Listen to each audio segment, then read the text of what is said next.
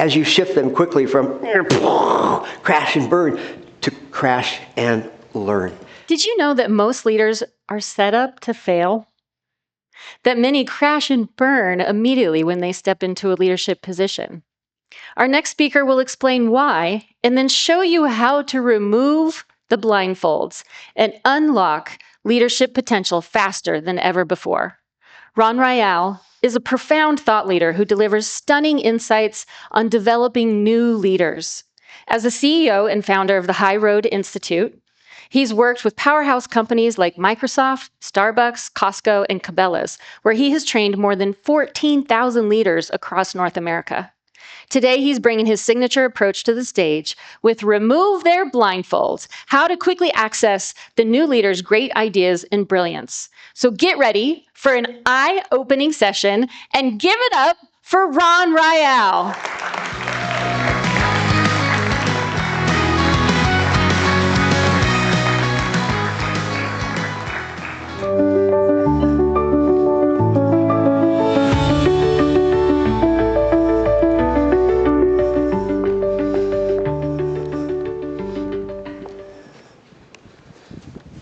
Oh, there you are. Lost and confused, me? That's exactly how I felt when I desperately wanted to work for Doug, a kind, smart CEO of a fast-growing business. Doug was desperate too. He needed a financial savior.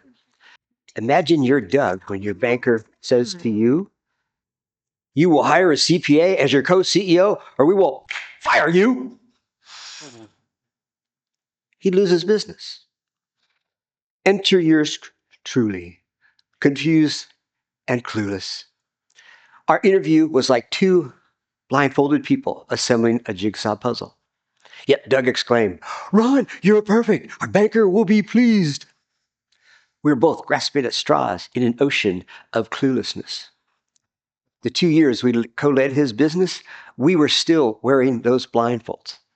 I messed up so much that my strategy became smile and hope no one notices that I'm as lost as a penguin in the desert.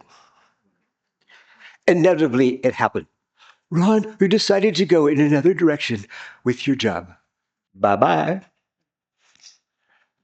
I felt like I had failed a test I hadn't studied for.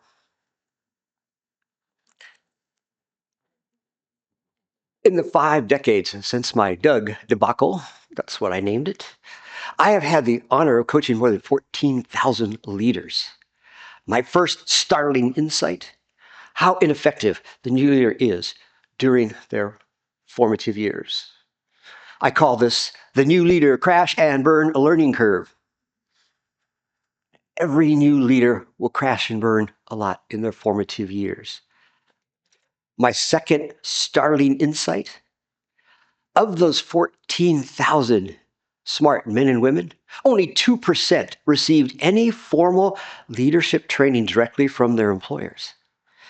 The 98%, crash test dummy leaders, or at least they were crash dummies until I helped them become better leaders. The 98% did receive on-the-job training.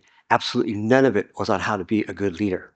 Now, for my great fight, the insight that you've been waiting for. This is the heartwarming one. Crash and learn nurturing is how you help a new leader become effective much faster. Crash and learn establishes a solid foundation for their success. So let's start to understand crash and learn by addressing the burning question you have now. Why all the crashing and burning? This truism is the reason. And there's 3 more reasons. First, the new leader has absolutely no concept of the complexities of leading. That is their blindfold. Second, the widespread misperception that a leader will figure out the people part of their job on their own. "I'm not going to pay for EQ training for my employees. It's just a bunch of nonsense." And third, leadership wisdom comes from experience, not books or classes. The new leader lacks the competence that comes with practicing leadership day in and day out. That is important because leadership is a mindset and an attitude. It is not a title or things like that. Next, let's profile every new leader. Immediate ineffectiveness. Hopefully, learning from their frequent mistakes and recovering on their own. And lack of employer training and support.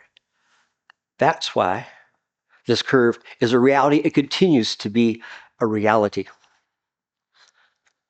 So how do we help the new leader develop faster? First, what we make sure is we remove that blindfold by providing guidance and support from a coach and a mentor who not only provides valuable feedback, they also measure their progress. Second, make sure that it's okay for the new leader to fail safely. Most leaders do not feel safe. And never, ever let the new leader feel bad about what they are doing and abandon them like most employers do. In my experience, there are so many new leaders who are just feeling lost and confused, and yet they're not sure what to do and they're not getting guidance. And that's what Crash and Learn does. As an example, in a recent job posting for a corporate events associate, I could envision the sort of person they were looking for through these skill requirements: program coordination, relationship management, key point of contact, self-organization, strong problem solver, making sound professional judgments. I could also tell they wanted a leader, though it was not stated, it was only implied through these skills: high personal accountability, autonomy, flexibility, discipline, comfortable leading several projects at once, engaging personality. I call this to your attention because those last skills, while they're critical to the success of an employee in this industry, they are almost never included in on-the-job training. And yet almost every job in the meetings profession has a leadership element to it. One final image for you, and thank you for allowing me to use your imagination. If you want it back, you need to ask. Imagine a new young leader in this profession who is feeling like this: lost and confused. I do this cartoon just for you, so you're welcome. Then see this same person with their confidence growing because they are using their mistakes as stepping stones to becoming better and more effective. Then see yourself benefiting from this person's fresh ideas and perspectives and energies. Awesome vision, right? You can create that easily and quickly by embracing Crash and Learn. And just a quick reminder of how.